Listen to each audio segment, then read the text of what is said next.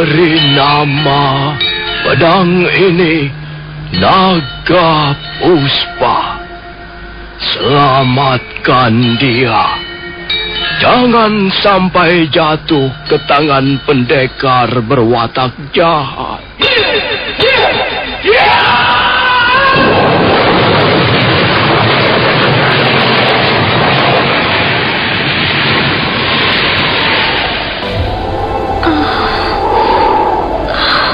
Kakang Kamandanu, kau masih juga tidak percaya bahwa aku mencintaimu.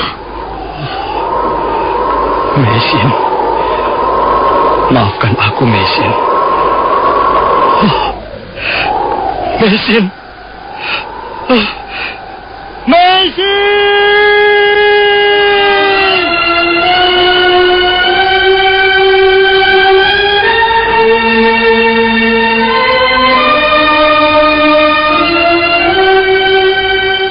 Tutur Tinula.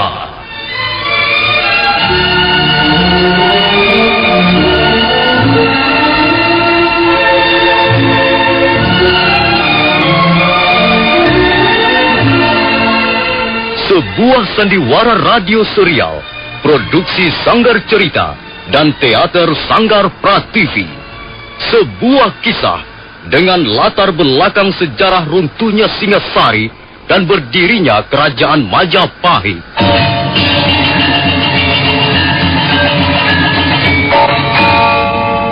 Sandiwara ini didukung oleh pemain-pemain radio yang sudah ternama, Ferry Fadli, Ivone Rose, dan Eli Ermawati.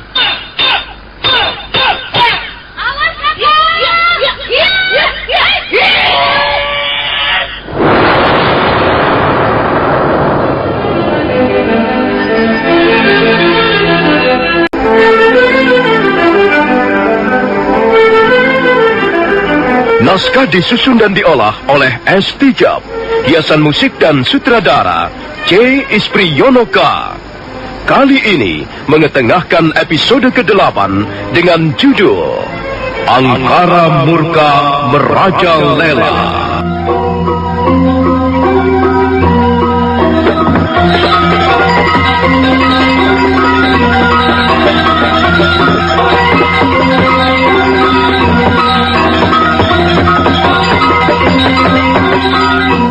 Dalam seri ke-231 ini didukung oleh para pemain Ivone Rose sebagai Sakawuni, Peter Pan sebagai Banyak Kapuk, Nusri Nurdin sebagai Lembu Sora, Kastu Dewa sebagai Rapodang, Heri Stiono sebagai Dia Sang Ramawijaya, Wiwi sebagai Raja Padmi, dan Asdi Suhastra pembawa cerita.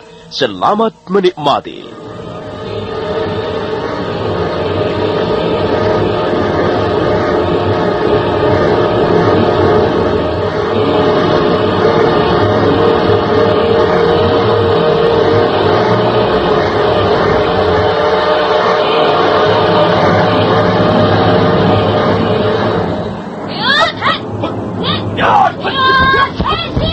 Banyak Kapuk menjadi kalang kabut karena mendapat serangan yang begitu cepat dan mendadak.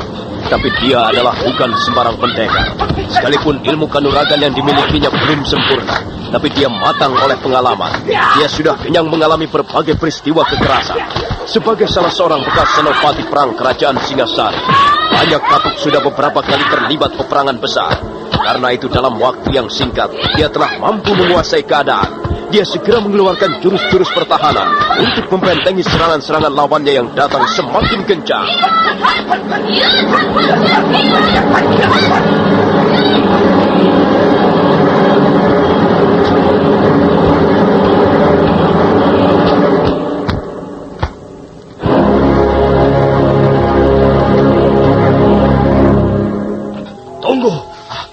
Tunggu.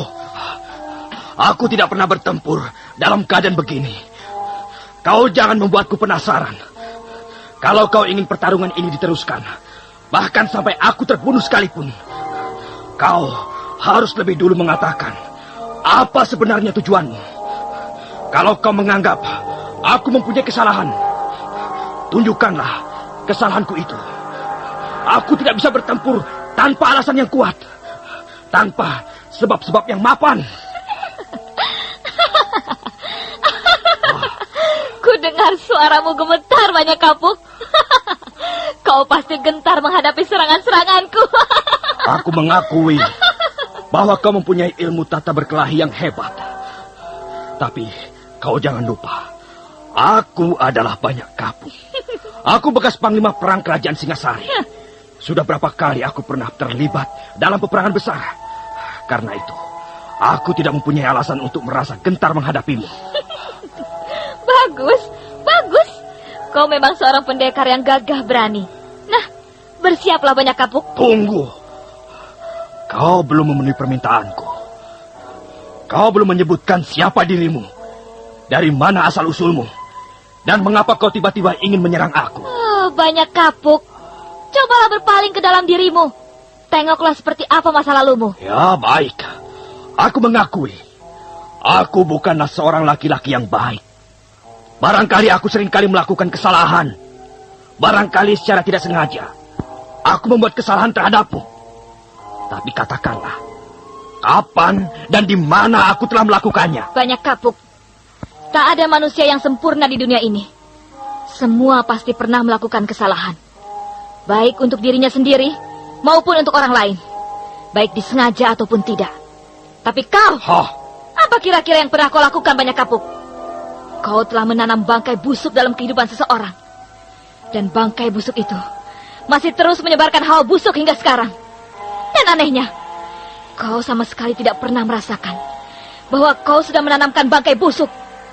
Kau malah enak-enak berjuang di Majapahit ini untuk mengejar derajat hidup yang lebih tinggi. Kau orang yang gila pangkat, gila kedudukan, dan gila hidup mewah. Kukira dosa-dosamu itu tidak mungkin diampuni lagi. Oh, perempuan, katakan. Katakan dosa apa yang telah kuperbuat padamu. Aku datang kemari bukan untuk membeberkan dosamu. Aku datang kemari untuk membalas dendam Banyak Kapuk. Aku datang kemari untuk mengembalikan bau busuk yang pernah kau tanamkan dalam kehidupan seseorang. Tunggu, Rapodang. Hanya satu orang, Gusti. Tapi dia mempunyai ilmu kanuragan yang tinggi. Kau yakin bahwa dia hanya satu orang? Hamba yakin, Gusti Lembusora. Dia memang hanya satu orang saja. Sekalipun dia mempunyai ilmu kanuragan setinggi Batara Brahma, orang itu pasti berpikir dua kali untuk memasuki Majapahit ini. Kecuali dia orang gila, atau dia orang yang kelewat berani. Nampaknya dia hanya mencari satu orang saja, Gusti. Gusti Banyak Kapuk yang dicari. Barangkali dia mempunyai dendam dengan Adi Banyak Kapuk. Ya, kelihatannya begitu, Gusti Lembusora. Baiklah, sekalipun hanya satu orang, tapi dia tidak boleh dibiarkan mengacau di Majapahit. Dia harus segera ditangkap. Tapi kita jangan bertindak gegabah. Kita mempunyai pimpinan di sini.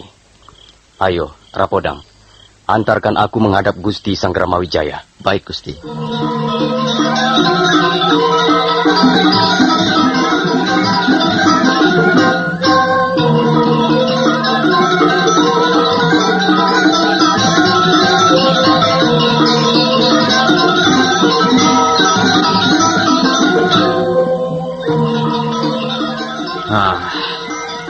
Jangan-jangan orang itu datang tidak sendirian, Kakang Lembusora. Menurut Rapodang, dia hanya sendirian, Gusti. Benar, Gusti. Hamba yakin dia memang hanya sendirian saja. Mungkin dia terlalu percaya pada kemampuannya. Iya, mungkin begitu. Kadangkala seseorang yang mempunyai kemampuan tinggi terlalu percaya pada dirinya sendiri. Tapi tidak jarang seorang yang berkemampuan tinggi mampu mengobrak-abrik sebuah desa. Nah, begini saja Kakang Lembusora. Ya, Gusti. Sebaiknya Kakang Lembusora segera menghubungi Kakang Ranggalawi. Kemudian kumpulkanlah beberapa orang yang bisa dipercaya seperti Kebu Anabrang, Gajah Biru, Rakrian Demung, Rawuridan, dan kau juga Rapodang. Iya, Gusti. Nah, setelah itu kalian memeriksa seluruh keadaan di sekitar Majapahit ini. Aku tetap mengkhawatirkan bahwa orang itu datang bukan sendirian. Iya, mungkin saja untuk sementara waktu dia menyuruh teman-temannya bersembunyi. Dan setelah kita semua lengah, barulah dia mengerahkan teman-temannya untuk mengobrak-abrik Majapahit. Baik, Gusti. Perkenankanlah hamba berangkat. Silakan, Kakang Lembusora. Lembu Sora dan Rapodang segera meninggalkan serambi rumah kediaman Dyah Sanggramawijaya. Untuk sesaat lamanya, Dyah Sanggramawijaya masih duduk bersila. Kemudian dia melangkah ke dalam. Raja Patni, istrinya yang paling dicintainya, menghampirinya di dekat pintu ruangan tengah. Apakah ada sesuatu yang penting, Kakang Wijaya? Iya. Baru saja Rapodang melapor padaku bahwa ada seorang penyusup datang ke Majapahit. Rapodang mengatakan bahwa penyusup itu mempunyai kemampuan ilmu kanuragan yang tinggi. Dan dia datang hanya sendirian saja. Dan sekarang Kakang Wijaya hendak menangkap penyusup itu? Iya, Dinda Rajapatni. Orang itu harus segera ditangkap. Dia pasti mempunyai maksud-maksud yang kurang baik. Kakang Wijaya bisa memerintahkan Paman Lembu Sora ataupun yang lain, ya, untuk menangkapnya. Kakang Wijaya tidak usah bekerja sendiri. Aku harus menjadi contoh pemimpin yang baik, Dinda. Aku tidak boleh tinggal diam di rumah ini, sementara orang-orang lain menyabung nyawa. Tapi kalau memang penyusup itu mempunyai ilmu kanuragan yang tinggi, hal itu bisa membahayakan keselamatan Kakang Wijaya. Dinda Rajapatni. Ya, Kakang Wijaya. Kau adalah istriku yang paling kukasihi. Tentunya kau mengerti apa yang kumaksudkan. Aku adalah pemimpin di Pedukuhan Majapahit ini. Akulah yang bertanggung jawab atas segala sesuatu yang terjadi di Pedukuhan ini. Dan untuk itu aku sudah siap mengorbankan segala-galanya. Bahkan kalau perlu nyawaku sendiri. Aku tidak boleh hanya tinggal main perintah saja. Hal itu memang bisa saja aku lakukan. Tapi aku harus membuat teladan yang baik bagi orang-orang yang menaruh kepercayaan padaku. Suatu ketika, aku memang perlu hanya berbicara dan merencanakan segala sesuatunya. Tapi pada saat yang lain, aku perlu bertindak sendiri. Dan sekarang ini ada seorang penyusup berani datang untuk mengganggu Majapahit. Dia sama saja telah berani menampar muka Dyah Sanggramawijaya. Dia harus segera ditangkap. Dan aku sendirilah yang akan menangkapnya. Kakang Wijaya, kalau Kakang Wijaya hendak berangkat juga, jangan lupa mengenakan baju zirah ini. Kalau memang penyusup itu berbahaya, barangkali baju zirah ini akan banyak membantu Kakang Wijaya. Terima kasih, Dinda Rajapatni. Terima kasih atas perhatianmu. Di mana Dinda Tribuana? Apakah dia sudah tidur? Sudah, Kakang Wijaya. Yunda Tribuana, Yunda Pratnya Pramita, dan Yunda Mahadewi sudah tidur, Kakang. Lebih baik mereka tidak tahu, Kakang Wijaya. Iya. Biarkan saja mereka tidur. Baiklah. Aku pergi dulu, Dinda Rajapatni. Silahkan, Kakang Wijaya. Hati-hatilah. Setelah mengenakan baju zirah, Dyah Sanggramawijaya melangkah meninggalkan ruang tengah. Dia menyeberangi serambi depan, kemudian turun ke halaman. Di tengah halaman, dia berhenti sejenak untuk mengancingkan baju zirahnya. Baju zirah itu pemberian ayahandanya, Dyah Lembutal. Baju itu terbuat dari kulit lembu, dan bentuknya seperti kutang antakusuma. Barang siapa menggunakan baju zirah seperti itu, maka tubuhnya akan kebal terhadap gempuran bermacam-macam ilmu tingkat tinggi, ataupun senjata-senjata yang ampuh. Setelah mengancingkan baju zirahnya, Dyah Sanggramawijaya segera melompat ke atas punggung kudanya, dan selanjutnya dia berkuda Lengan 1000 atau jurus lengan 1.000.000?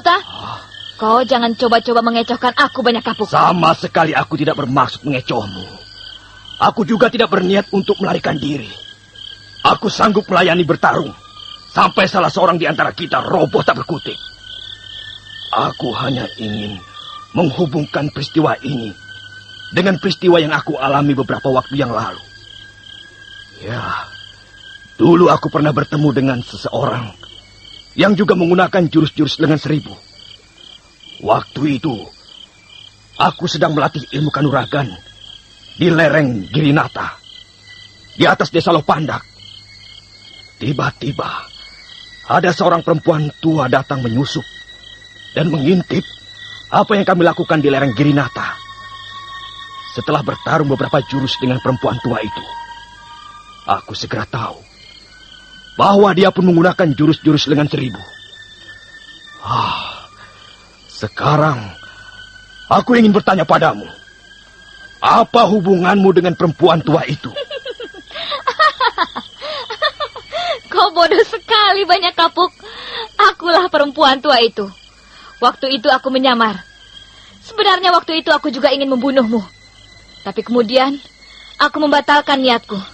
Dan barangkali, malam inilah niatku itu akan terkabulkan. Mengapa kau masih juga menyembunyikan rahasia pribadimu?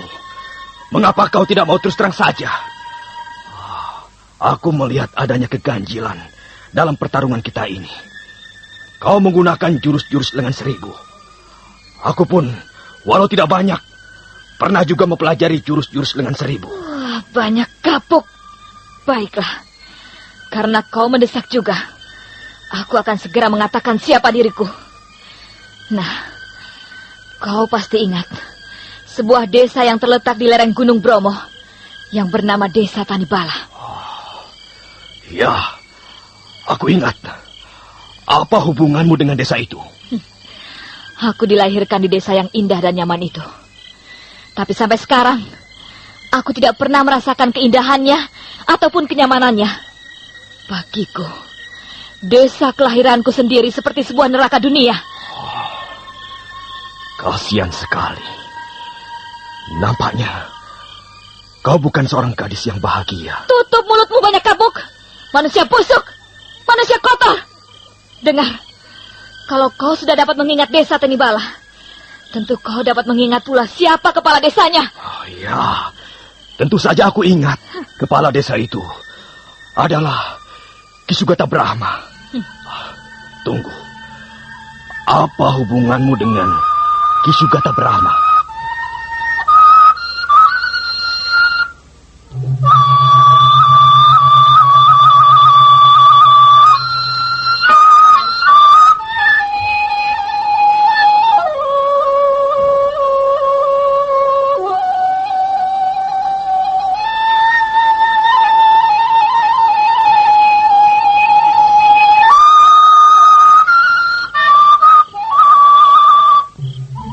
Telingamu baik-baik, Banyak Kapuk. Ya. Namaku Sakawuni. Aku adalah cucu Ki Sugata Brahma. Aku adalah putri tunggal Ayu Pupuh. Kau juga bisa mengingat siapa Ayu Pupuh? Tidak. Kau pasti sudah melupakannya. Kau memang laki-laki busuk. Selama ini kau hanya mencari kesenanganmu sendiri saja. Kau datang ke Tanibala untuk menyebarkan aib, untuk menyebarkan sampah berbau busuk. Dan setelah itu, tiba-tiba saja kau lenyap. Kau tidak pernah mau tahu apa yang pernah kau lakukan terhadap seorang gadis yang bernama Ayu Pupuh. Kau tidak bertanggung jawab. Kau datang ke desa Tanibala hanya untuk membuat kami semua menderita. Kau membuat kakekku menderita. Kau membuat Ayu Pupuh ibuku menderita seumur hidupnya. Dan kau juga menjejalkan penderitaan itu ke mulutku tanpa perasaan. Nah, apa katamu sekarang, Banyak Kapuk?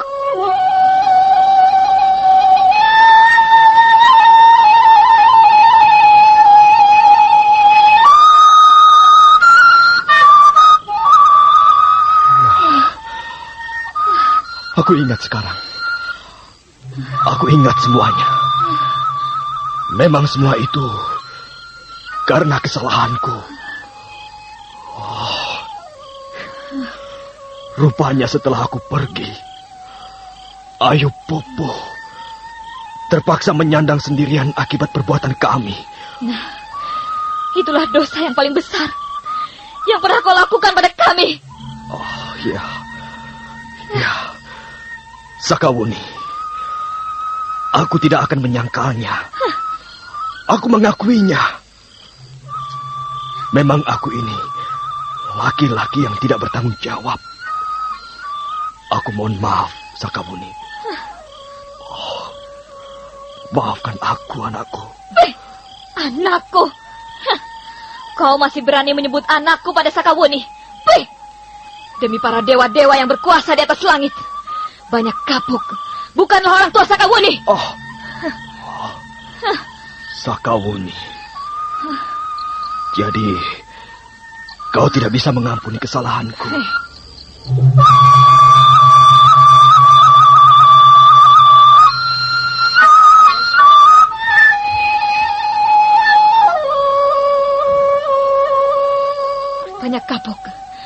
Aku datang ke Majapahit ini bukan untuk mengampuni kesalahanmu, tapi untuk membunuhmu. Sakawuni, dengarkanlah dulu Sakawuni.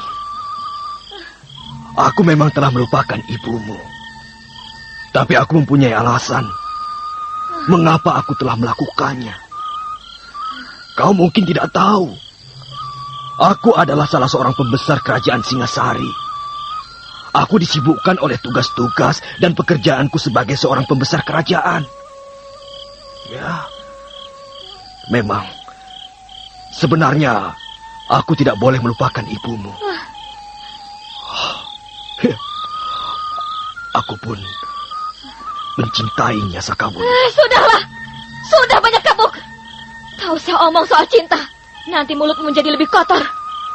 Kau hanyalah seorang laki-laki yang pandai mengobrol janji. Sekarang marilah kita selesaikan urusan kita. Sekarang juga kau harus menebus kesalahanmu pada kakekku, pada ibuku, dan padaku. Bersiaplah untuk menjemput ajalmu, banyak kabuk. Tunggu, Sakawuni, tunggu. Tunggu dulu.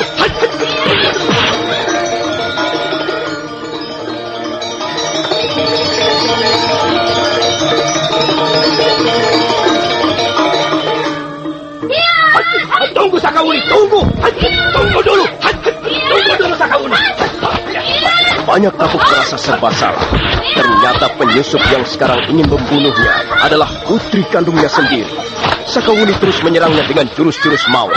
Banyak kabuk tidak bisa berbuat lain kecuali bertahan. Nah, bagaimanakah kisah selanjutnya? Apakah akhirnya banyak kabuk harus mati di tangan putrinya sendiri?